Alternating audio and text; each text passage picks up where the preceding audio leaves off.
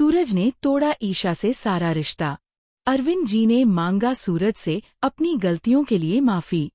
दोस्तों, पति ब्रह्मचारी के आने वाले अपकमिंग ट्रैक में वही होने वाला है जिसका डर दर्शक काफी समय से महसूस कर रहे थे। ये ट्रैक सिर्फ एक झगड़े की कहानी नहीं है, बल्कि एक बेटे के टूटने, एक पिता के पछतावे और एक पत्नी के बेबस प्यार की बेहद दर्दनाक दास्तान है। कहानी वहीं से आगे बढ़ती है जहां सूरज की जिंदगी पूरी तरह उलट चुकी है।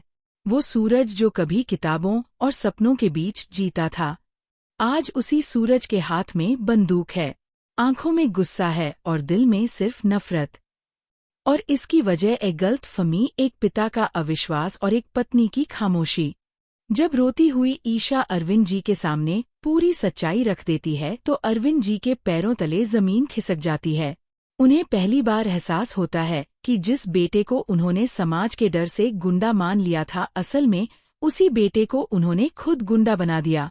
ईशा कांपती आवाज में अरविंद जी को बताती है कि कैसे सूरज को बार बार ठुकराया गया, कैसे एक बंदूक देखकर उसके चरित्र पर सवाल उठाए गए और कैसे उसी अपमान ने सूरज को गलत रास्ते पर धकेल दिया।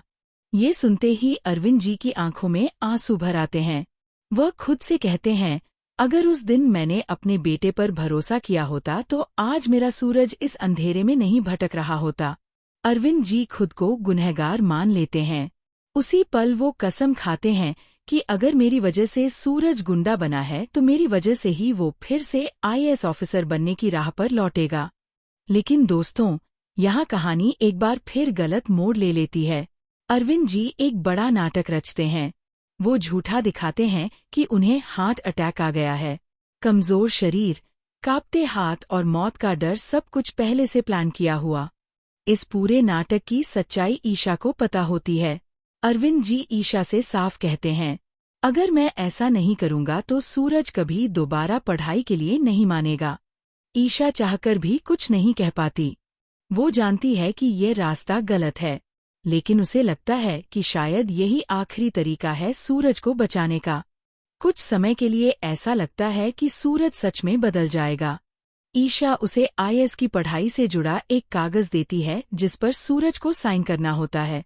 सूरज सोचता है कि शायद अपने पापा के लिए, ईशा के लिए वो गुंडागर्दी छोड़ देगा, लेकिन किस्मत को कुछ और ही मंजूर था। एक दिन सूरज अपनी आंखों से वह सच्चाई देख लेता है जिसे उससे छुपाया गया था। सबूत, बातचीत और पापा का झूठा नाटक। उस पल सूरज पूरी तरह टूट जाता है। उसके लिए ये सिर्फ झूठ नहीं